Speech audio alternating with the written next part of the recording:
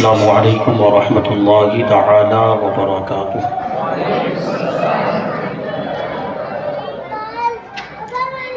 نحمده ونصلي ونسلم على رسوله الكريم، اما بعد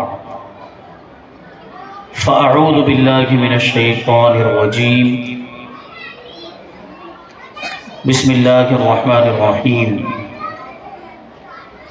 فاسألوا اہل الذکر ان کنتم لا تعلمون، صدق اللہ العظیم۔ آئیے ہم اور آپ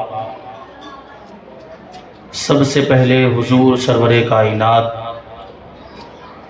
فخر موجودات، باعث تخلیق کائنات، احمد مجتبی محمد مصطفیٰ صلی اللہ علیہ وسلم کی مقدس بارگاہ میں درود و سلام کا ہدیہ پیش کریں اور پڑھیں اللہم صلی علی سیدنا و مولانا محمد معدن الجود والکرم وآلہ الکرام وابنہ الکریم وبارک وسلم، صلاۃ و سلام علیک یا رسول اللہ صلی اللہ تعالی علیہ وسلم۔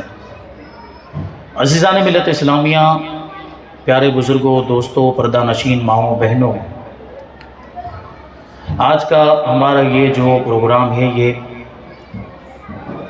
استقبال رمضان کے حوالے سے، اور ان قریب وہ مقدس مہینہ جلوہ فگن ہونے والا ہے۔ کل اگر چاند ہو گیا تو رمضان کا مہینہ شروع ہو جائے گا۔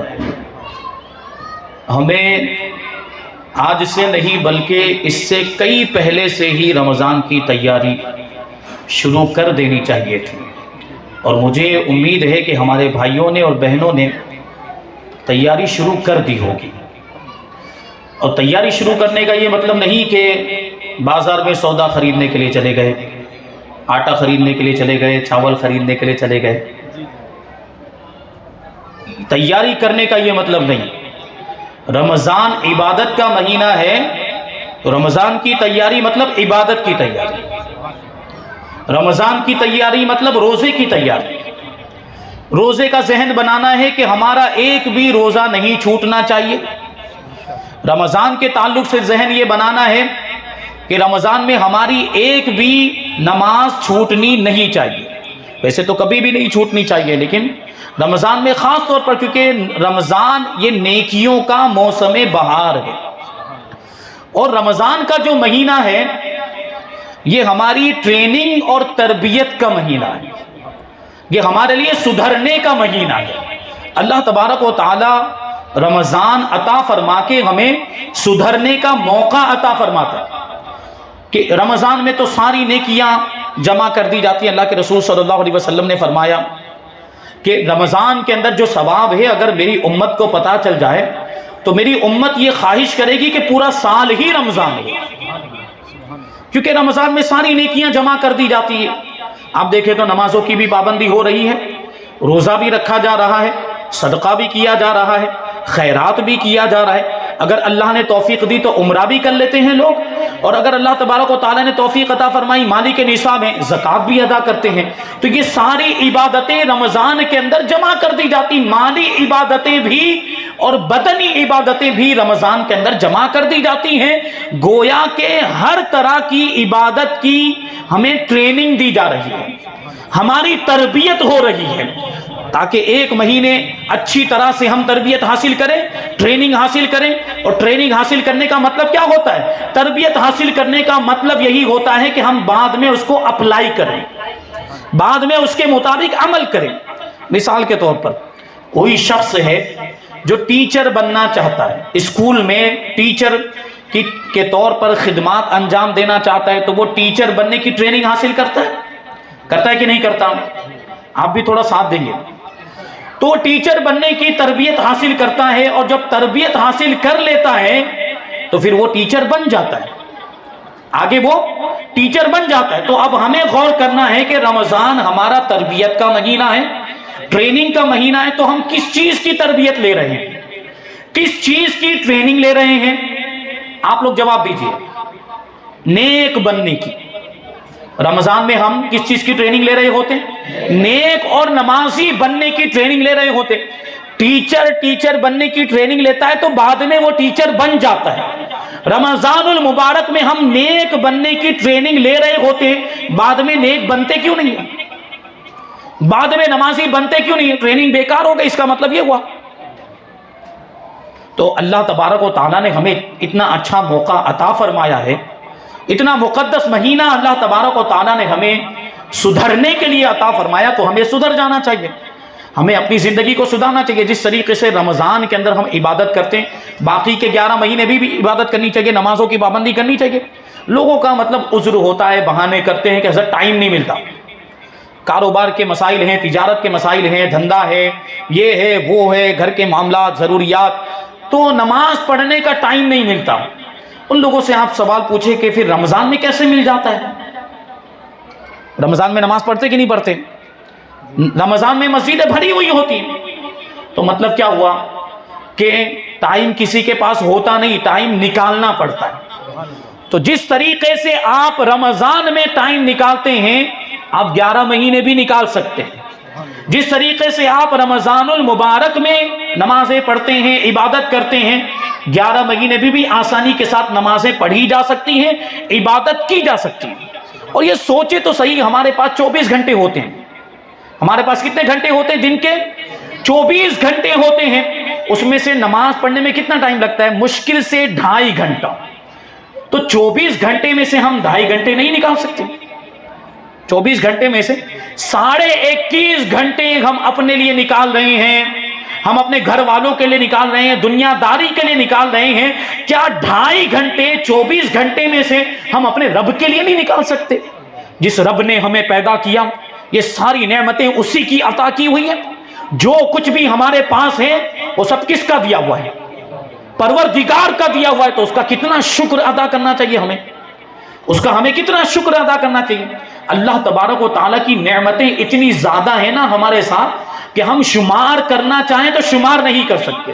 شکر ادا کرنا تو دور کی بات ہے، ہم گن نہیں سکتے، کیونکہ یہ تو خود پروردگار کا فرمان ہے، وَإِن تَعُدُّوا نِعْمَةَ اللَّهِ لَا تُحْصُوهَا، کہ اگر تم اللہ کی نعمت کو شمار کرنا چاہو تو شمار نہیں کر سکتے.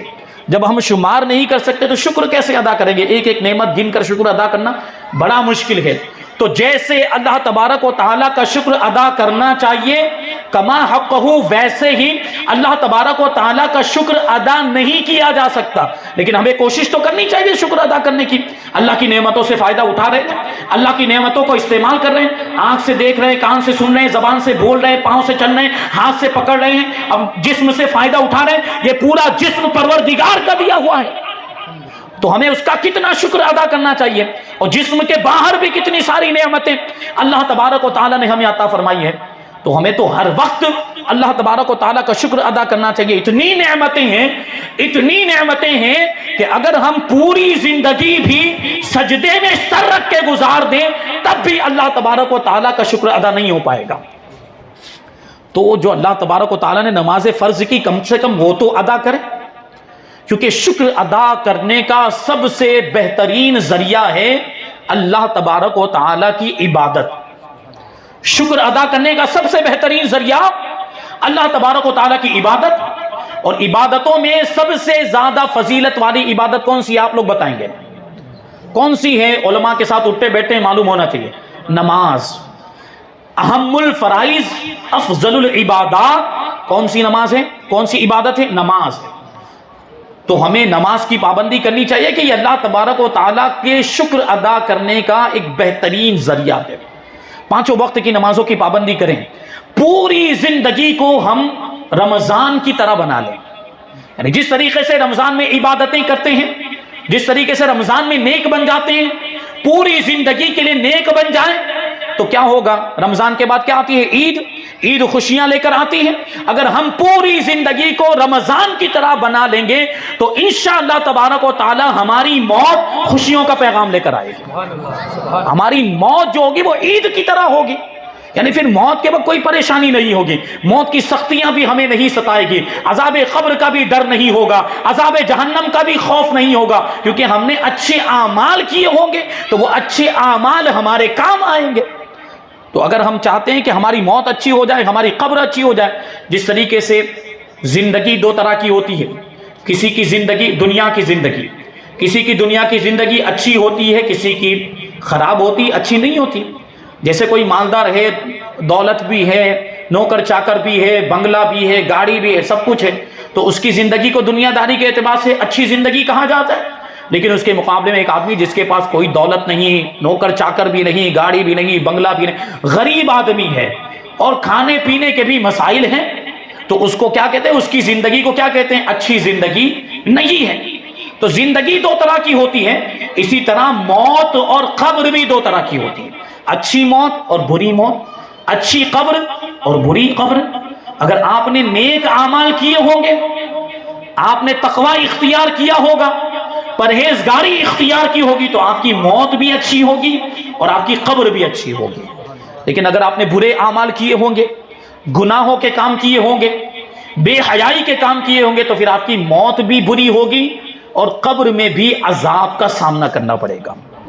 اور آپ میں سے کوئی یہ نہیں چاہتا، بھی ایک ایک کو بھی پوچھا جائے انگلی اٹھا کر کہ کیا کوئی یہ چاہتا ہے کہ اس کی قبر میں عذاب ہو یا موت کے وقت سختیوں کا سامنا ہو؟ کوئی نہیں چاہتا۔ جب آپ نہیں چاہتے تو پھر اس کے لیے تیاری کیوں نہیں کرتے؟ موت کی آسانی کے لیے، قبر میں عذاب سے محفوظ رہنے کے لیے، جہنم کے عذاب سے محفوظ رہنے کی ہم تیاری کیوں نہیں کرتے؟ اور تیاری کرنے کا سب سے بہترین ذریعہ اللہ اور اس کے رسول کی فرما برداری ہے۔ اللہ کو راضی کرنے کی کوشش کریں، رسول اللہ صلی اللہ علیہ وسلم کو راضی کرنے کی کوشش کریں، تو آپ کی موت بھی اچھی ہوگی اور قبر بھی اچھی ہوگی انشاءاللہ تبارک و تعالی۔ تو یہ رمضان کا مہینہ اس لیے ہمیں عطا کیا گیا، سدھرنے کے لیے عطا کیا گیا ہے۔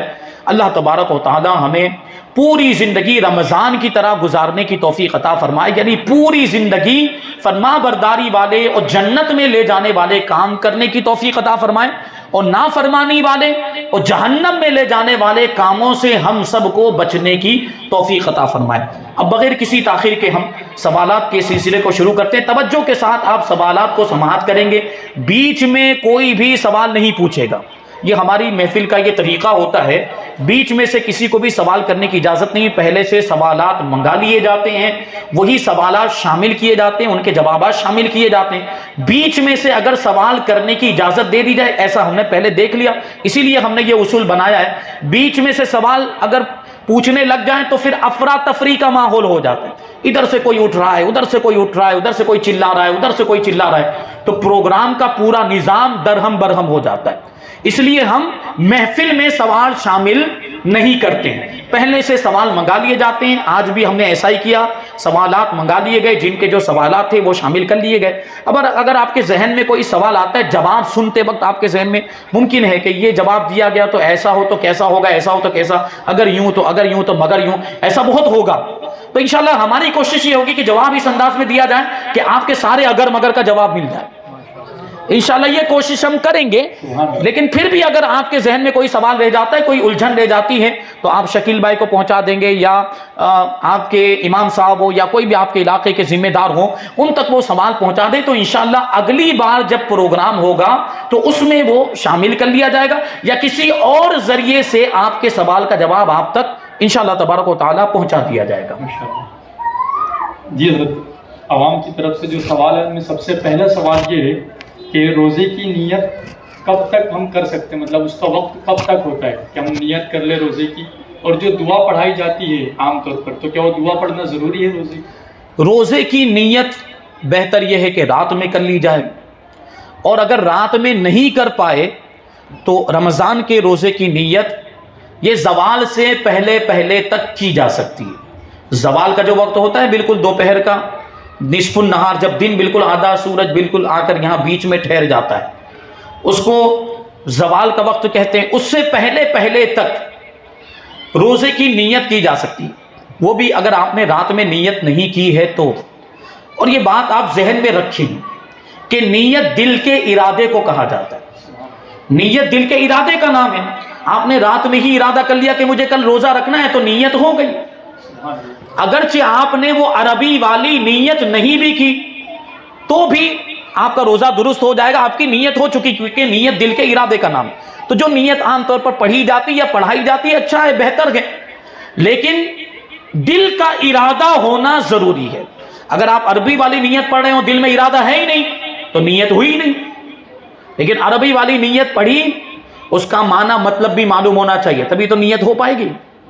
لیکن عام طور پر روزہ درست ہو جاتا ہے اس لیے کہ آدمی دعا پڑھ ہی اس لیے رہا ہوتا ہے کہ اس کو معلوم ہے کہ یہ روزے کی نیت ہے، وہ نیت پڑھ رہا ہے، مطلب اس کی خود بخود روزے کی نیت ہو جا رہی ہے، ارادہ ہو جا رہا ہے، اس لیے اس کا روزہ درست ہو جاتا ہے۔ لیکن اگر مان لیجئے کہ کسی نے ارادہ بھی نہیں کیا رات میں، رمضان میں عام طور پر جس شخص کے 30 روزے رکھنے کا ارادہ ہوتا ہے اس کا ہر دن ارادہ پایا جاتا ہے، ہر دن ارادہ پایا جاتا ہے۔ جس نے پہلے ہی سے سوچ لیا کہ مجھے 30 روزے رکھنے ہیں تو روزانہ اس کی نیت کی تجدید ہوتی رہتی ہے، تو اس کو الگ الگ روزانہ وہ عربی والی نیت کرنے کی حاجت بھی نہیں، اور اس کو زوال سے پہلے نیت کرنے کی بھی ضرورت نہیں، کہ روزانہ جب رات کو سوتا ہوگا تو یہ سوچ کر ہی سوتا ہوگا نا کہ کل میرا روزہ ہے، تو خود بخود اس کا روزہ ہو جاتا ہے، خود بخود اس کی نیت ہو جاتی ہے۔ لیکن مان لیجئے کہ اگر یہ ارادہ بھی نہ ہو، دل کا ارادہ بھی نہ ہو، تو پھر زوال سے پہلے پہلے نیت کی جا سکتی ہے۔ اب زوال سے پہلے پہلے نیت کرنے کا یہ مطلب نہیں کہ اس سے پہلے خوب کھا پی لے، ناشتہ کر لے، ہے آپ نے سوچا وہ زوال سے پہلے پہلے تک نیت کی جا سکتی تو اس سے پہلے کھا لیتے ہیں، لائیے جان بوجھ کے کھائیں گے روزہ ہوگا ہی نہیں پھر آپ کا۔ مطلب یہ ہے کہ جو جہاں سے روزے کا وقت شروع ہوا ہے صبح صادق سے لے کر اور وہاں جہاں تک آپ نیت کریں گے وہاں تک آپ نے بیچ میں کوئی بھی ایسا کام نہ کیا ہو جس سے روزہ ٹوٹ جاتا ہے، تب یہ نیت کام آئے گی۔ اگر روزہ توڑنے والی کوئی چیز پہلے کر چکے ہیں صبح صادق کے بعد سے لے کر یہ جب آپ نیت کر رہے ہیں تو پھر یہ نیت کا کوئی مطلب ہے؟ پھر نیت کا کوئی مطلب ہی نہیں، روزہ تو ہو ہی نہیں پائے گا، کیونکہ منافی روزہ عمل آپ کر چکے ہیں۔ تو مطلب یہ مثال کے طور پر کوئی سویا رہ گیا اور رات میں نیت نہیں کر پایا اور 10 بجے اس کی آنکھ کھلی ہے تو وہ 10 بجے نیت کر سکتا ہے، کیونکہ اس سے پہلے کوئی ایسا عمل نہیں کر پایا اور اس نے کوئی ایسا روزہ توڑنے والا عمل نہیں کیا ہے۔ سو رہا تھا، لیکن ظاہر سی بات ہے سو رہا، اس میں فجر کی نماز چھوٹ گئی تو گنہگار ہوگا، فجر کی نماز بھی تو پڑھنی ہے، وہ بھی تو ضروری ہے۔ ٹھیک، جیسے آپ نے فرمایا کہ 10 بجے آنکھ کھلے بنیت کر لے، تو کیا اس وقت نیند سے اٹھ کے ٹوتھ پیسٹ کر سکتا ہے؟ نہیں، ٹوتھ پیسٹ نہیں کر سکتا۔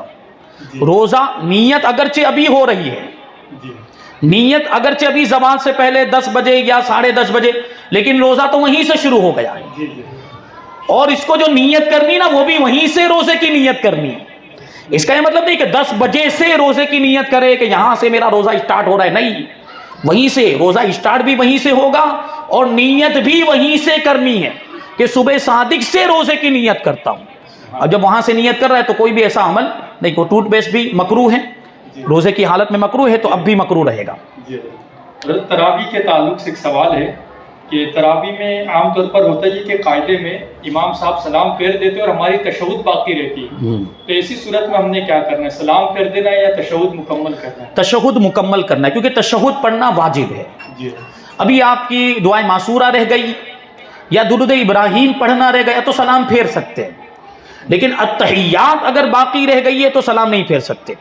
التحیات کو مکمل کریں گے پھر سلام پھیریں گے۔ اکیلے اگر ہم نماز پڑھ رہے ہو اور آیت سجدہ ہم نے تلاوت کر دی نماز میں، تو وہ سجدہ اسی وقت کرنا پڑے گا یا نماز کے بعد بھی کر سکتے ہیں سجدہ؟ جو آیت سجدہ نماز کے اندر پڑھی جائے تو وہ سجدہ نماز کے اندر ہی کرنا واجب ہے، یہ والا سجدہ نماز کے باہر نہیں ہو سکتا۔ مان لیجئے کسی نے آیت سجدہ نماز کے اندر پڑھی اور سجدہ نہیں کیا تو یہ سجدہ ساقط ہو جائے گا۔ ابھی بھول کر رہ گیا تو بھول چک تو معاف ہوتی، جان بوجھ کر چھوڑے گا تو اب گنہگار ہوگا، بعد میں 1000 سجدے کر لے اس کی تلافی نہیں ہو سکتی، کیونکہ جو سجدہ نماز میں واجب ہوا وہ نماز میں ہی کرنا پڑے گا۔ کھاتے وقت اگر کوئی سلام کرے تو اس کا جواب دینا چاہیے یا نہیں؟ واجب نہیں ہے، یعنی ہم کھانے بیٹھے ہوئے ہیں اور کوئی آیا اور اس نے سلام کیا تو صحیح طریقہ یہ ہے کہ آنے والے کو سلام کرنا ہی نہیں چاہیے۔ یہ سلام کے آداب میں سے ہے کہ کوئی کھانے بیٹھا ہوا ہو تو اس کو سلام کرنا ہی نہیں چاہیے، کیونکہ کھانے میں مصروف ہوگا، منہ میں نیوالا ہوگا، جواب کیسے دے گا؟ تو اگر کوئی سلام کر بھی دیتا ہے تو اس پر سلام کا جواب دینا واجب نہیں ہے، کیونکہ وہ کھانے میں مشغول ہے، ایک عمل ہے، ایک کام کر رہا ہے، وہ کھا رہا ہوگا، نوالا منہ میں ہوگا، تو اس پر سلام کا جواب دینا واجب نہیں۔ یہ کرنا چاہے تو کر سکتا ہے، کوئی حرج نہیں، سلام کا جواب دینا چاہے تو دے سکتا ہے۔ عام طور پر ایسا ہوتا ہے کہ فون کرتے تو کھانے بیٹھے اور سلام کرے تو کہتے ہم کھانا کھا رہے ہیں، جواب نہیں دیتے، تو اس طرح تو فون اٹھانے کی گنجائش ہے تو جواب بھی دینے کی گنجائش ہے۔ تو یہ جو کہہ رہا ہے کہ وہ کھانے بیٹھے اس کی جگہ پہ جواب ہی دے دیتا تو ثواب مل جاتا۔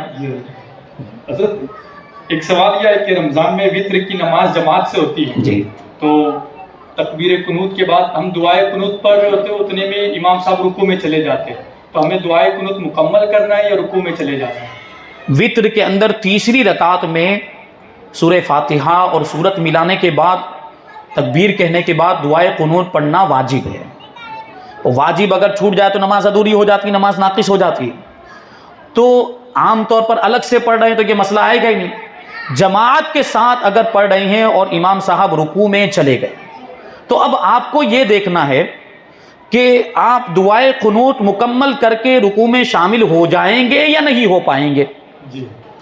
اگر آپ یہ غور کریں، آپ کو امام صاحب کی عادت معلوم ہوگی، امام صاحب رکوع میں کتنا ٹائم تک ٹھہرتے ہیں، آپ کو خود ہی اندازہ ہو جائے گا۔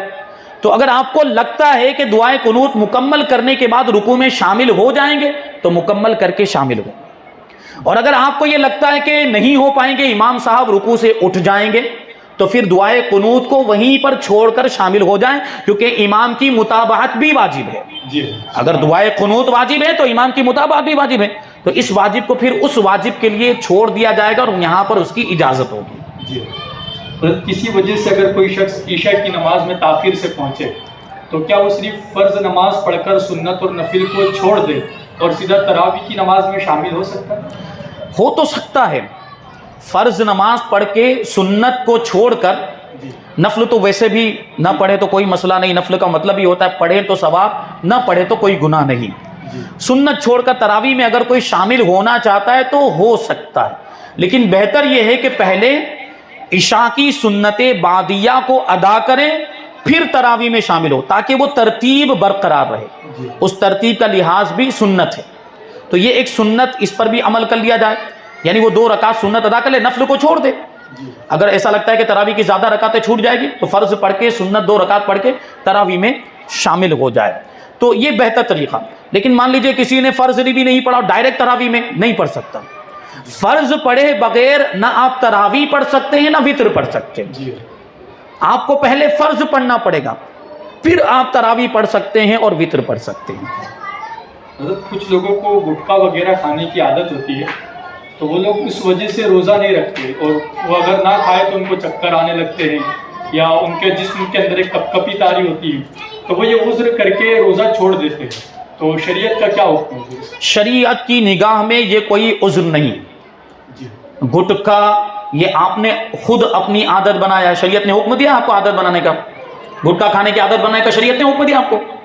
نہیں، آپ نے خود عادت بنایا، تو فالٹ کس کا ہے، غلطی کس کی ہے؟ گٹکا کھانے والے کی ہے کہ شریعت کی غلطی ہے؟ تو یہ کوئی عذر نہیں ہے، اس کی بنیاد پر روزہ چھوڑنے کی اجازت نہیں، کوئی چھوڑے گا تو سخت گنہگار ہوگا اور بعد میں اس کی قضا بھی کرنی پڑے گی۔ تو اس انداز میں آپ کوشش کریں، اب بھائی عادت ہے، عادت چھوڑانے میں تھوڑا ٹائم لگتا ہے، تو رمضان کا مہینہ آنے والا ہو، رمضان کے روزے فرض ہیں، ہم آپ کو محرم کے روزے رکھنے کی بات نہیں کر رہے ہیں، ہم بڑی رات کے روزے رکھنے کی بات نہیں کر رہے ہیں، رمضان کے روزے رکھنا فرض ہے، ضروری ہے، ہر عاقل و بالغ مسلمان کے لیے لازم ہے۔ جو اعذار شریعت نے بتائے ہیں ان اعذار کے علاوہ روزہ رکھنا ضروری ہے۔ بھائی کوئی مسافر ہے، کوئی ایسا بیمار ہے کہ مر جائے گا روزہ رکھنے سے یا بیماری بڑھ جائے گی، کوئی حاملہ عورت ہے، بچے کے نقصان کا اندیشہ ہے، دودھ پلانے کا معاملہ ہے اور بچے کے نقصان کا اندیشہ ہے، جہاد میں اگر چلا گیا، یہ اعذار شریعت نے بتائے، روزہ نہ رکھنے کی ان اعذار کی صورت میں اجازت ہے، لیکن یہ گٹکا ان اعذار میں نہیں آتا ہے۔ تو اگر آپ کے یہ گٹکے کے معاملات ہیں، عادت ہے، تو جب رمضان کا مہینہ آنے والا ہو نا تو 1 مہینے پہلے 2 مہینے پہلے سے ہی پریکٹس شروع کر دیں، پریکٹس شروع کر دیں۔ جیسے کہ اگر آپ ہر آدھا گھنٹے میں گٹکا کھاتے ہوں تو اس کا ٹائم بڑھا کے 1 گھنٹہ کر دیں، 2 مہینے پہلے سے شروع کریں گے تو 1 گھنٹے میں 1 مرتبہ کھائیں، پھر 10 دن ایسے چلائیں، پھر اس وقفے کو اور بڑھا دیں، 2 گھنٹے میں 1 مرتبہ کھائیں تو یہ 2 گھنٹے تک آپ کو صبر کرنے کا یہ آپ کے اندر جذبہ پیدا ہو جائے گا، اور دھیرے دھیرے وہ عادت آپ کی چھوٹتی چلی جائے گی۔ 2 گھنٹے کے بعد 3 گھنٹے کیجئے، 3 کے بعد 4 گھنٹے کیجئے، اس طرح 5 گھنٹے کیجئے، تو یہ آپ کی پریکٹس ہو جائے گی، اور جب رمضان کا مہینہ آئے گا تو یہ 10-12 گھنٹے تک آپ گٹکے کے بغیر آسانی کے ساتھ رہ لیں گے، پھر کوئی مسئلہ پیش نہیں آئے گا۔ تو اس کا حل موجود ہے، ایسا نہیں یہ بہت انتہائی سخت مجبوری ہے۔ جی ماشاءاللہ۔ زکوٰۃ کے تعلق سے ایک سوال ہے کہ آج کے دور میں کتنا اماؤنٹ ہمارے پاس ہو تو زکوٰۃ واجب ہو جائے گی؟ دیکھیے جو سونے اور چاندی کا جو نصاب بتایا جاتا ہے جی تو کیا بتایا جاتا ہے، 7.5 تولہ سونا اور 52.5 تولہ چاندی، یہ اب وہ پرانے زمانے کا تولہ ہے۔ ابھی اس کو نئے وزن میں کنورٹ کریں انگریزی وزن میں تو 52.5 تولہ چاندی کا جو وزن بنتا ہے وہ آپ لوگ یاد رکھیے، سب کے پاس موبائل ہے، موبائل میں لکھ لیجئے، بہت کام آئے گا۔ جی وہ جو وزن بنتا ہے چاندی کا، 52.5 تولہ چاندی کا وزن ابھی کے اعتبار سے جو ہمارا رائج وزن ہے 653 گرام 184 ملی گرام۔ کتنا بولیے آپ لوگ؟ 653 گرام 184 ملی گرام۔ اتنی چاندی اگر کسی کے پاس ہو، یا اتنی چاندی کے برابر کسی کے پاس کیش ہو، یا سونا چاندی اور کیش ملا کر اتنی چاندی کی مالیت اور ویلیو جتنا بن جا رہا ہے تو زکوٰۃ واجب ہو جائے گی۔ ابھی آپ جو ہے آج کے حساب سے وہ اس کی قیمت معلوم کر سکتے ہیں، تقریباً 75 روپے 1 گرام چاندی کے چل رہے ہیں۔ 1 گرام چاندی کے کتنے چل رہے ہیں؟ تقریباً 75 روپے۔ اب آپ اس کو جو ہے کہ کیلکولیٹر میں ڈالیں گے آپ تو اس میں تقریباً 48,000 یا 49,000 روپے آئے گا۔ 48,000 روپے یا 49,000 روپے آئے گا۔ یہ آپ کو اس وقت دیکھنا ہے جب آپ کا سال مکمل ہو رہا ہے، اس وقت آپ کو اس قیمت کو معلوم کرنا ہے، اور اس قیمت کے اعتبار سے آپ مالی کے نصاب بن رہے ہوں گے سال مکمل ہونے پر تو آپ پر زکوٰۃ واجب ہوگی، اور مالی کے نصاب نہیں بن، یعنی اتنی بھی مالیت نہیں ہے، کیش بھی نہیں، سونا چاندی بھی اتنی مالیت کا نہیں ہے، تو پھر آپ پر زکوٰۃ واجب نہیں ہوگی۔ لیکن یہ بات آپ ذہن میں رکھیں، عام طور پر مشہور ہے کہ زکوٰۃ جو ہے وہ رمضان میں ادا کی جائے گی۔ زکوٰۃ سال مکمل ہونے پر ادا کرنا ضروری ہے۔ سال مکمل ہو گیا اور آپ نے زکوٰۃ ادا نہیں کی تو تاخیر کا گناہ ہوگا۔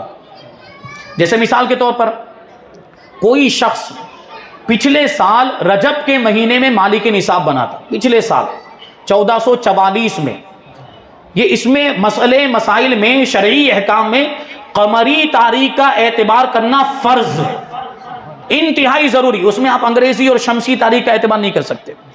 اس لیے میں نے عرض کیا کہ کوئی شخص 1444 کے رجب کے مہینے میں مالی کے نصاب بنا تھا تو اب اس پر زکوٰۃ ادا کرنا کب واجب ہوگا؟ 1445 کے کون سے مہینے میں؟ رجب کے مہینے میں۔ اب اگر وہ سوچے کہ رمضان کا مہینہ قریب آ رہا ہے، 2 مہینے کے بعد رمضان کا مہینہ شروع ہو جائے گا، رمضان کے مہینے میں عبادتوں کا ثواب زیادہ ملتا ہے، میں رمضان کے مہینے میں ادا کروں گا، نہیں کر سکتا۔ ادا کرے گا تو ادا تو ہو جائے گی لیکن تاخیر کا گناہ ہوگا۔ وہ یہ سوچ رہا ہے کہ زیادہ ثواب ملے گا، الٹا اس کو گناہ مل رہا ہے۔ یہ اس مسئلے پر غور کرنے کی ضرورت ہے۔ آدمی کو اپنے مالی کے نصاب ہونے کی تاریخ خود یاد رکھنی چاہیے، بہت ضروری ہے کہ وہ کب مالی کے نصاب بنائے۔ وہ جب مالی کے نصاب بنا، ہر سال جب اس تاریخ کے اعتبار سے سال مکمل ہوگا اسی وقت اس کو زکوٰۃ ادا کرنا ضروری ہے۔ اب اگر تاخیر کرے گا تو گنہگار ہوگا۔ ہاں، ایڈوانس میں پیشگی اگر آپ زکوٰۃ ادا کرنا چاہتے ہیں تو ادا کر سکتے ہیں۔ جیسے یہی مثال لے لیں آپ کہ کوئی شخص ذی الحجہ کے مہینے میں 1444 کے ذی الحجہ کے مہینے میں مالی کے نصاب بنا تھا۔ ذی الحجہ کا مہینہ سمجھ رہے ہیں نا آپ لوگ، بقرہ عید کا مہینہ، ذی الحجہ کے مہینے میں مالی کے نصاب بنا تھا۔ اب اس کا سال کب مکمل ہوگا؟ 1445 کے ذی الحجہ کے مہینے میں مکمل ہوگا، تو زکوٰۃ کی ادائیگی کب واجب ہوگی؟ ذی الحجہ کے مہینے میں واجب ہوگی۔ لیکن اگر وہ یہ سوچے کہ 2 مہینے بعد، 2.5 مہینے بعد ادا کروں گا، ابھی رمضان کا مہینہ ہے، زیادہ ثواب مل جائے تو میں پیشگی اور ایڈوانس میں زکوٰۃ ادا کر دوں، تو اس طرح زکوٰۃ ادا کرنے سے زکوٰۃ ادا ہو جائے گی اور رمضان کی برکتیں بھی حاصل ہو جائے گی۔ ایڈوانس میں زکوٰۃ ادا کرنے کی اجازت ہے، لیکن اس میں ایک احتیاط ہے کہ آپ نے مثال کے طور پر آپ کا سال ذی الحجہ کے مہینے میں پورا ہو رہا تھا، آپ نے ابھی رمضان کے مہینے میں زکوٰۃ ادا کر دی۔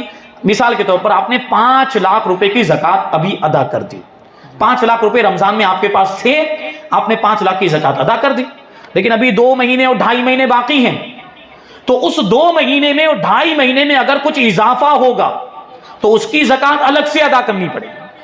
مثال کے طور پر آپ نے 5 لاکھ کی زکوٰۃ ادا کر دی، لیکن 2 مہینے میں 50,000 روپے دوسرے آ گئے، اللہ کرے آئے، اللہ آپ کی روزیوں میں برکت عطا فرمائے، تو 5 کیا آپ 10 لاکھ کی زکوٰۃ ادا کریں۔ جو زکوٰۃ ادا کرتا ہے اللہ اس کے مال میں مزید برکتیں عطا فرماتا ہے۔ وہ زکوٰۃ اگر کسی پر واجب ہو رہی ہو نا تو پابندی کے ساتھ ادا کریں، انشاءاللہ اس کی برکتیں آپ کو دیکھنے کو ملے گی۔ تو 5 لاکھ کی زکوٰۃ ادا کر چکا ہے، 50,000 کا اضافہ ہوا تو 50,000 کی زکوٰۃ اب اس کو الگ سے ادا کرنی پڑے گی، یعنی 50,000 کا 2.5% نکال لے، 40واں حصہ نکال لے، ادا ہو جائے گی۔ 5 لاکھ کی تو ادا ہو چکی، 5 لاکھ کی الگ سے ادا کرنے کی ضرورت نہیں ہے۔ جو 50,000 روپے ایکسٹرا آئے ہیں، جو زائد آئے ہیں سال پورا ہونے سے پہلے اس کی الگ سے زکوٰۃ ادا کرنی پڑے گی۔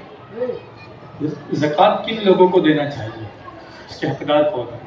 زکوٰۃ جو شرعی فقیر ہو اس کو دی جا سکتی ہے، جو شرعی فقیر نہیں اس کو نہیں دی جا سکتی۔ اور قرآن پاک کے اندر زکوٰۃ کے جو مصارف بیان کیے گئے وہ میں جلدی آپ کو بتا دوں کیونکہ وقت ہمارے پاس کم ہے۔ اللہ تبارک و تعالیٰ فرماتا ہے انما الصدقات للفقراء والمساکین والعاملین علیہا والمؤلفۃ قلوبہم وفی الرقاب والغارمین وفی سبیل اللہ وابن السبیل۔ یہ زکوٰۃ کے مصارف بیان کیے گئے۔ یہ صدقات یعنی زکوٰۃ کن کو دی جا سکتی؟ تو پہلے نمبر پر ہے فقراء، یعنی جس کے پاس اتنا مال نہیں ہے جو 7.5 تولہ سونے کے برابر ہو یا 52.5 تولہ چاندی کے برابر، کچھ بھی نہیں، یعنی 48,000 روپے جو میں نے آپ کو بتایا، 48,000 روپے یا 49,000 روپے کے برابر کوئی بھی مال نہیں۔ اب یہاں پہ دونوں طرح کے مال دیکھے جائیں گے، مال نامی بھی اور مال غیر نامی بھی، ہر طرح کا مال دیکھا جائے گا۔ ہاں، حاجت اصلیہ کا یہاں پر اعتبار ہوگا، حاجت اصلیہ سے زائد مال نامی اور مال غیر نامی، مال نامی اور مال غیر نامی آپ کے لیے مشکل ہو رہا ہوگا۔ اور مال نامی 3 طرح کے مال ہیں، سونا چاندی روپیہ پیسہ، مال تجارت یعنی وہ مال جس کی ہم لے بیچ کرتے ہیں، خرید و فروخت، اور سائمہ جانور یعنی وہ جانور جو سال کے اکثر حصے میں چرائی پر رہتا ہوں، یعنی فری کا چارہ اس کو کھلایا جاتا ہے۔ یہ 3 طرح کے جو مال گئے یہ مال نامی کہلاتے ہیں، اور یہی اموال زکوٰۃ بھی ہیں۔ اور ان کے علاوہ جو مال ہیں ان کو مال غیر نامی کہا جائے گا۔ حاجت اصلیہ یعنی زندگی کی ضروریات کی چیزیں نکالنے کے بعد دیکھا جائے گا کہ مال نامی اور غیر نامی اگر 48,000 اور 49,000 کے برابر ہے یا اس سے زیادہ ہے تو وہ شخص زکوٰۃ لے نہیں سکتا، اور اس سے کم ہے 48,000 یا اس سے کم ہے تو وہ زکوٰۃ لے سکتا ہے۔ یہ فقیر کا مطلب ہوا۔ اور دوسرے نمبر پر ہے مسکین۔ مسکین کا مطلب یہ ہے کہ ایک ٹائم کا اگر اس کے پاس کھانا ہو تو دوسرے ٹائم کا کھانا نہ ہو، یعنی دوسرے ٹائم کے کھانے کا انتظام ہی نہ ہو، اس ٹائم کا مل گیا کسی طریقے سے، دوسرے ٹائم کا اس کے پاس کھانا نہ ہو، کھانے کا انتظام نہ ہو، اس کو مسکین کہا جاتا ہے۔ یہ فقیر سے بھی نیچے آتا ہے۔ اور ہے والعاملین علیہا، پہلے پرانے زمانے میں بادشاہوں کا دور تھا تو بادشاہوں کی طرف سے زکوٰۃ وصول کرنے کے لیے کچھ لوگوں کو مقرر کیا جاتا تھا، ان کو عاملین کہا جاتا تھا۔ وہ زکوٰۃ وصول کر کے لے کر آتے تھے اور بیت المال میں لا کر جمع کرتے تھے۔ بادشاہ کا بیت المال ہوتا تھا، اس میں لا کر جمع، پھر جو ضرورت مند ہوتے، حاجت مند ہوتے، بیت المال میں سے اس زکوٰۃ کو تقسیم کیا جاتا تھا۔ تو عاملین جو ہوتے تھے پرانے زمانے میں بادشاہوں کے دور میں، یہ ابھی تو ہے نہیں بادشاہوں کا دور، تو یہ تو چیز ابھی ہے ہی نہیں، لیکن اس میں ہوتا یہ تھا کہ عاملین چونکہ پورا سال زکوٰۃ وصول کرنے میں رہتے تھے، کیونکہ یہ ابھی رمضان جیسا حساب اس وقت نہیں تھا، جس کا جب سال مکمل ہوتا تھا تب وہ زکوٰۃ ادا کرتا، تو سال کے کسی بھی مہینے میں کسی کا بھی سال مکمل ہو رہا ہوتا تھا تو یہ جو عاملین ہوتے تو پورا سال اسی میں مصروف رہتے تھے، لوگوں کی زکوٰۃ وصول کرنے میں۔ ہر مہینے پہنچتے تھے کہ آپ کا سال مکمل ہوا تو زکوٰۃ دیجیے، وہ زکوٰۃ لے کر جاتے تھے، تو پورا سال یہی کام کرتے رہے تو ان کو کمانے کا موقع نہیں ملتا تھا، تو یہ بال بچوں کو کیا کھلاتے؟ اس لیے ان کو زکوٰۃ کے مصارف میں شمار کر لیا گیا۔ یہ خود بھی زکوٰۃ لے سکتے ہیں، ان کو بھی زکوٰۃ دی جا سکتی ہے، لیکن اب تو وہ چیز ہے ہی نہیں۔ اور چوتھے نمبر پہ مؤلفت قلوب، مؤلفت قلوب منسوخ ہو گیا تو اس کی تشریح کرنے کا بھی کوئی مطلب نہیں۔ اس کے بعد ہے والغارمین، مقروض یعنی جو اتنا قرض دار ہو کہ اس کے قرضے کو مائنس کیا جائے تو نصاب نہ بچے۔ مثال کے طور پر کوئی شخص ہے، اس کے اوپر 4 لاکھ روپے کا قرضہ ہے اور اس کے پاس ساتھ میں 4 لاکھ روپے 40,000 روپے موجود ہیں۔ اب اس میں سے قرضے کو مائنس کریں گے، 4,40,000 میں سے قرضہ مائنس کرو، کتنے بچیں گے؟ جواب دیجئے آپ لوگ۔ 40,000 रुपए बचेंगे। 40,000 का निसाब बनता है? नहीं बनता है भाई, वो 48,000 है। 40,000 का निसाब नहीं बनता है। तवज्जो देनी पड़ेगी आपको, यहाँ पे हाजिर रहिए, बाजार में जहन नहीं होना चाहिए आपका, या घर पे जहन नहीं, यहाँ लाइए। अगर कहीं और है जहन आपका तो ये मसले मसाइल, इसमें गौर करने की जरूरत है, तवज्जो देने की जरूरत है। ठीक है, ये सिर्फ फजीलत की बातें नहीं हो रही है। आप बयान सुनते हैं उलमा इकराम का, उसकी भी अपनी एक अहमियत है, लेकिन बयान की सारी बातें आपकी जिंदगी में काम आए ऐसा जरूरी नहीं। लेकिन जो मसले मसाइल की जो महफिल होती है, तकरीबन उसमें सारी की सारी बातें आपकी जिंदगी में काम आती हैं, तो उसको उसी एतबार से सुने। तो 4 लाख रुपए माइनस करें, कितने बचे? 40,000 रुपए। 40,000 का निसाब नहीं बनता, उसको ज़कात दी जा सकती है। अब मान लीजिए कि किसी के पास 4.5 लाख रुपए हैं, 4,50,000 रुपए हैं और 4 लाख रुपए का कर्जा है। अभी आपने कर्जा माइनस किया, कितने बचे? 50,000 रुपए। बच्चे बोल रहे हैं, बड़े खामोश हैं। 50,000 रुपए बचे। 50,000 का निसाब बनता है कि नहीं बनता? बनता है भाई। 48,000, 49,000, ये तो 1,000 और ज्यादा है, तो उसको ज़कात नहीं दी जा सकती। ये बात समझ में आ गई? फिर वल गारिमीन वफी सबीलिल्लाह, अल्लाह की राह में, अल्लाह की राह में भी दी जा सकती है। अल्लाह की राह में देने का मतलब क्या हुआ? कोई जिहाद में जा रहा है, जिहाद के सामान की जरूरत है, घोड़े की जरूरत है, ऊंट की जरूरत है, हथियार की जरूरत है, खाने पीने के सामान की जरूरत जो जंग में, तो वहां पर भी दिया जा सकता है। और फिर फी सबीलिल्लाह का मतलब कोई तालिब इल्म है, कोई तालिब इल्म हासिल कर रहा है, उसको उसमें ज़रूरत है तो उसको दिया जाए। तालिब इल्म को भी दिया जा सकता है, और वहाँ पर भी ये शर्त है कि वो भी मालिक के निसाब ना हो, वो भी अभी मालदार है, तो उसको फिर देने का कोई मतलब नहीं। तालिब इल्म मालदार भी हो सकता है, तो अल्लाह की राह में देना ये हुआ। और जो हम मदरसों में देते हैं, जो हम दारुल उलूम में देते हैं, जो हम जामियात में देते हैं, दीनी तालीमी इदारों में देते हैं, वो भी फी सबीलिल्लाह में आता है, वो भी अल्लाह की राह में। और फिर है वफिर रिकाब, गर्दनें छुड़ाने में, इसका भी इस जमाने में कोई मतलब नहीं, इसलिए मैं इसको यहां पर इसकी तशरीह नहीं करता, टाइम कम है। उसके बाद है वबनी सबील। वबनी सबील का मतलब होता है मुसाफिर, और मुसाफिर का मतलब जो है वो जो सफर में है, और सफर से मुराद शरई सफर, 92 किलोमीटर या उससे ज्यादा का सफर। कोई सफर में है और उसके पास माल खत्म हो गया, सफर में था और माल खत्म हो गया। अब अगरचे घर पे लाखों रुपए रखे हुए हैं, यहां सफर में उसको हाजत पेश आ गई, तो घर पे लाखों रुपए रखे होने का कोई मतलब है? वो घर वापस तो जा ही नहीं सकता, यहां सफर में उसको हाजत है, जरूरत है, टिकट बनानी है, सब करना है, तो क्या घर पे। लेकिन अभी इस जमाने में बहुत आसानियां हो गई, फोन करेगा एक है, इतने रुपए की जरूरत है, गूगल पे कर, तो अभी तो बहुत आसान। ये पुराने जमाने के एतबार से मान लीजिए अभी गूगल पे वगैरह भी नहीं हो सकता है कहीं पर, और उसको वहां पर हाजत पेश आ गई मुसाफिर को सफर की हालत में, यानी सफर की हालत में जो कुछ उसके पास था वो सब खत्म हो गया, तो ऐसे मुसाफिर को भी ज़कात दी जा सकती है। तो ये ज़कात के मसारिफ हुए, इन लोगों को ज़कात देना जायज़ है। जो पेशावर फ़कीर होते हैं ना, फ़कीर का जो मतलब होता है शरई एतबार से, शरई फ़कीर किसे कहा जाता है वो मैंने आपको बता दिया। जिसके पास 7.5 तोला सोना, 52.5 तोला चांदी या उसके बराबर माले नामी या माले गैर नामी ना हो और उससे ज़्यादा भी ना हो, तो उसको ज़कात दी जा सकती है। ये जो पेशावर फ़कीर घूमते रहते हैं ना, अल्लाह के नाम पे देना, अल्लाह के नाम पे देना, इनके पास लाख लाख रुपए का बैंक बैलेंस होता है, क्योंकि खाना तो मिल ही रहा है, खाना भी मिल रहा है, पैसे भी मिल रहे हैं, तो खाने का तो इंतजाम वैसे ही हो जाए। वो पैसे जो मिल रहे हैं उसको खर्च करने की भी जरूरत नहीं, वो पैसा जमा होता जाता है।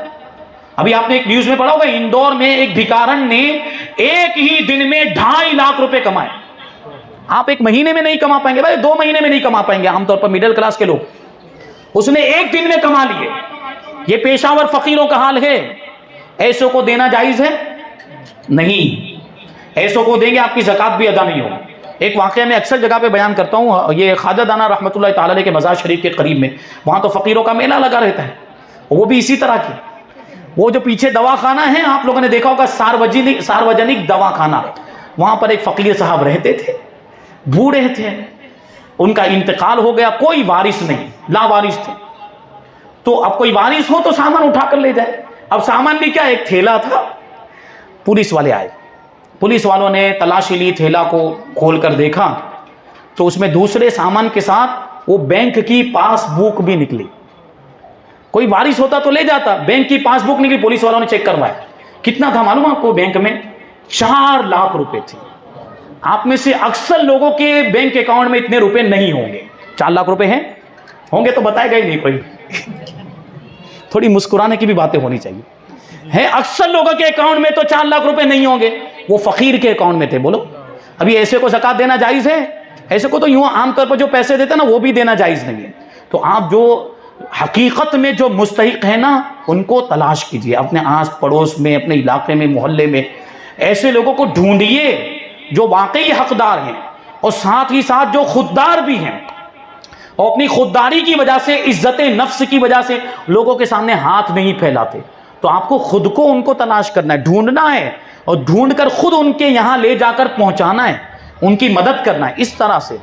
تو اس سے کیا ہوگا؟ معاشرے میں بیلنس پیدا ہوگا. یہ اصل جو یہ ان لوگوں کی وجہ سے تو اور خرابی پیدا ہو رہی ہے. معاشرہ ترقی کرنے کی جگہ پہ تنزلی کر رہا ہے. مجھے آپ بتائیے کہ مسلمانوں میں جتنے فقیر پائے جاتے ہیں کسی اور قوم میں پائے جاتے ہیں؟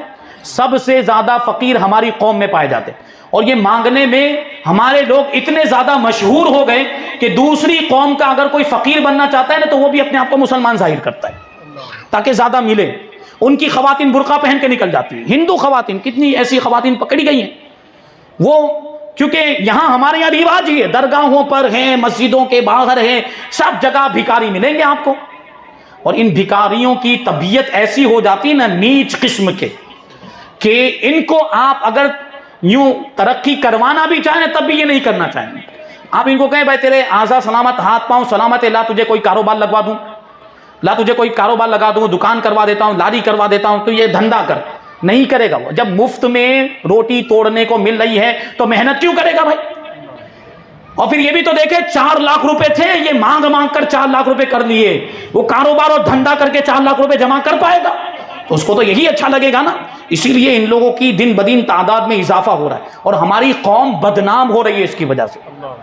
اس کی وجہ سے ہماری قوم بدنام ہو رہی کہ سب سے زیادہ فقیر اور بھیک مانگنے والے بھکاری اگر کسی قوم میں پائے جاتے ہیں تو وہ مسلمانوں میں پائے جاتے ہیں. یہ کوئی عزت کی بات ہے؟ یہ تو افسوس کرنے کی بات ہے. ان لوگوں کو دینا ہی نہیں چاہیے تاکہ ان کا دھندا ہی بند ہو جائے.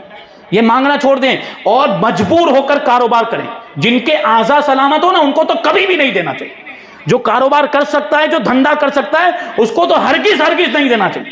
ابھی کوئی معذور آ گیا، کس کے پاؤں ٹوٹے ہوئے ہیں، ہاتھ ٹوٹے ہوئے ہیں، معذور ہے، اس کو دے دیا تو ایک بات سمجھ میں آتی کہ وہ کما نہیں سکتا اس لیے دے دیا. جو کما سکتا ہے اس کو دینے کا تو کوئی مطلب ہی نہیں بنتا ہے. اس پر بھی تو آپ غور کریں. تو اپنے محلے میں، علاقے میں جو حقیقی مستحق ہیں اپنے رشتہ داروں میں ان کو ڈھونڈیں.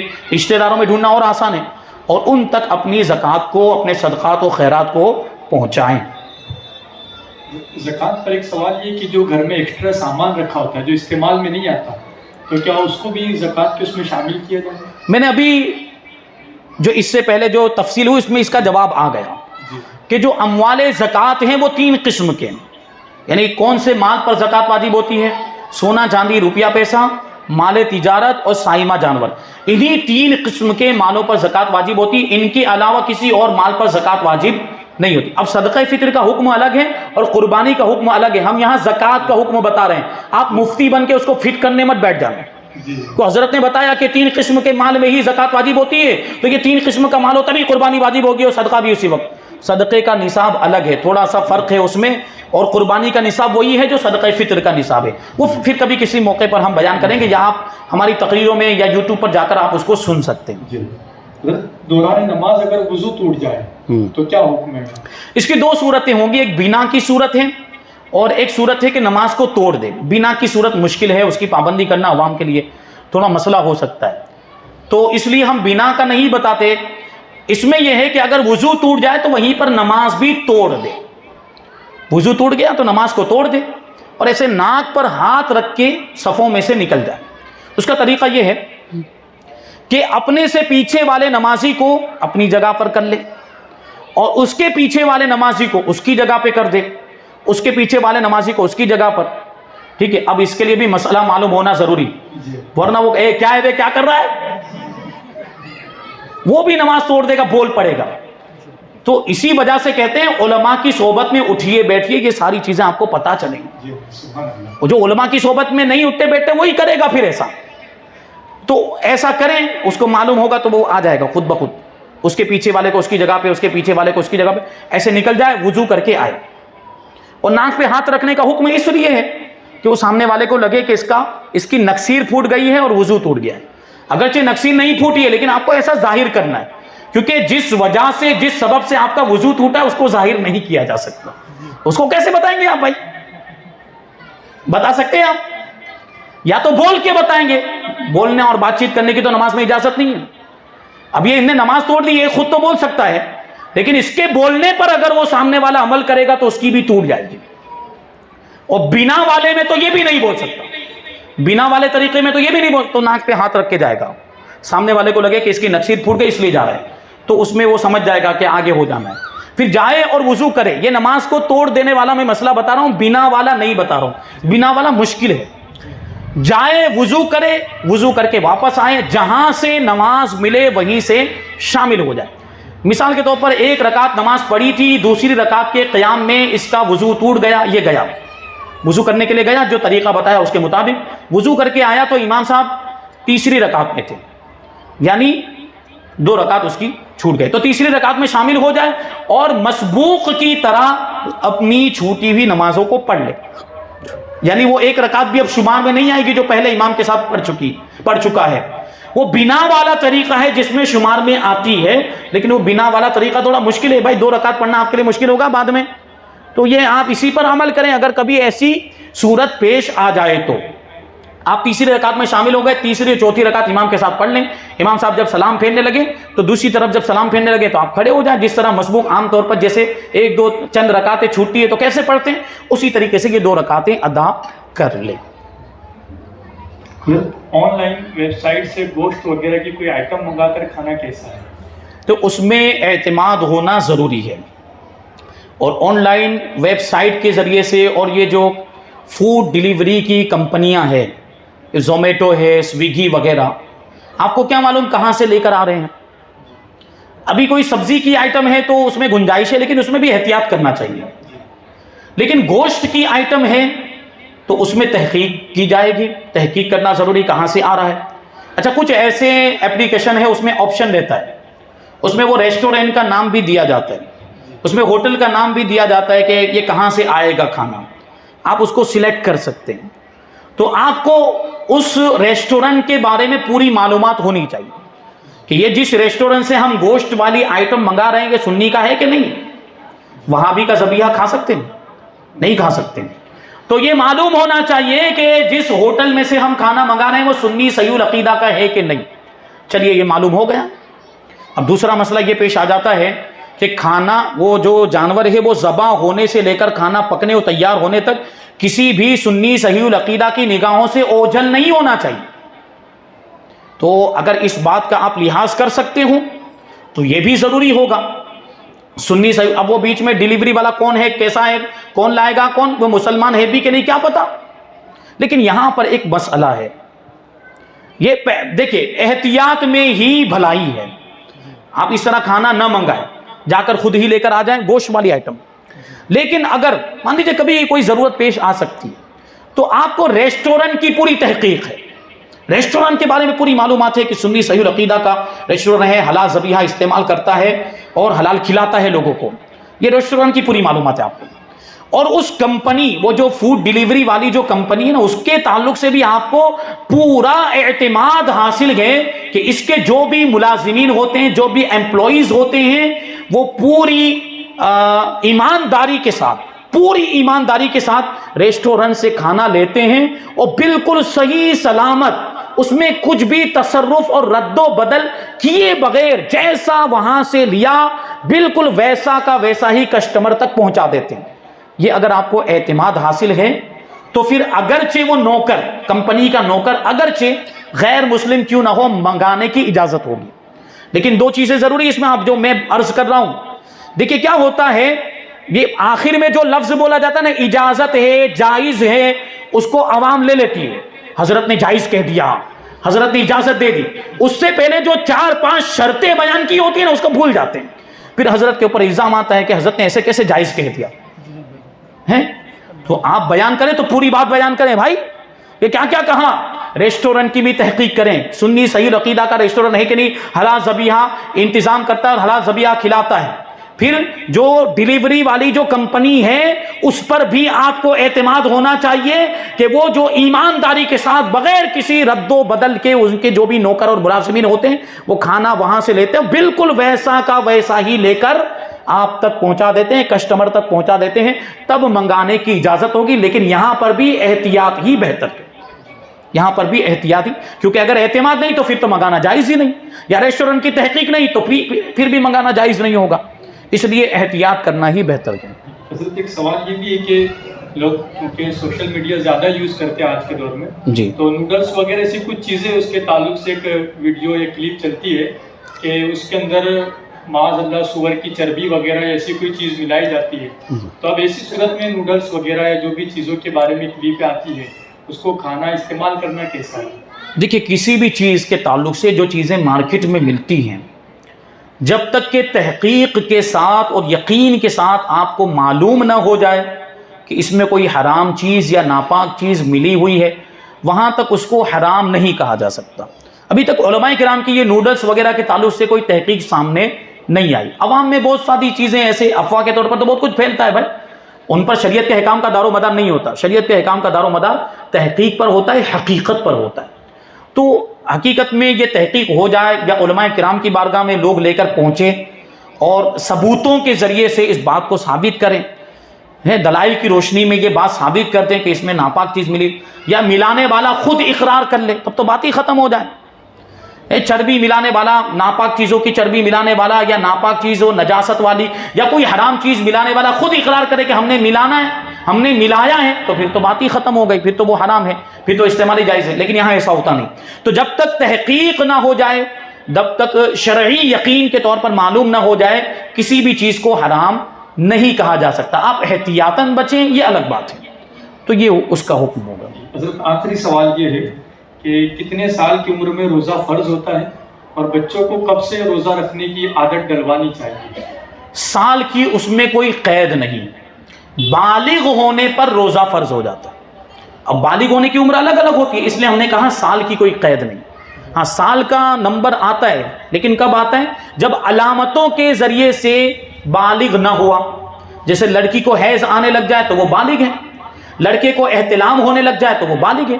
اب لڑکی 9 سال سے لے کر 12 سال کی عمر تک اس کے درمیان میں بالغ ہو جاتی ہے، اور لڑکا 12 سال سے لے کر 15 سال کی عمر کے درمیان میں بالغ ہو جاتا ہے، یعنی یہ علامتیں ظاہر ہونا شروع ہو جاتی ہیں۔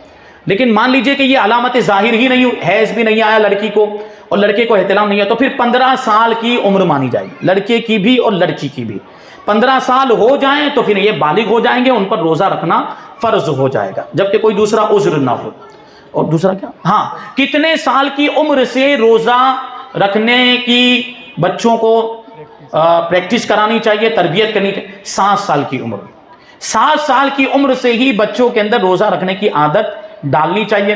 اللہ کے رسول صلی اللہ علیہ وسلم نے جو نماز کے تعلق سے ارشاد فرمایا کہ جب تمہارے بچے 7 سال کے ہو جائیں تو ان کو نماز پڑھنے کا حکم دو، اور جب 10 سال کے ہو جائیں تو مار کے پڑھاؤ۔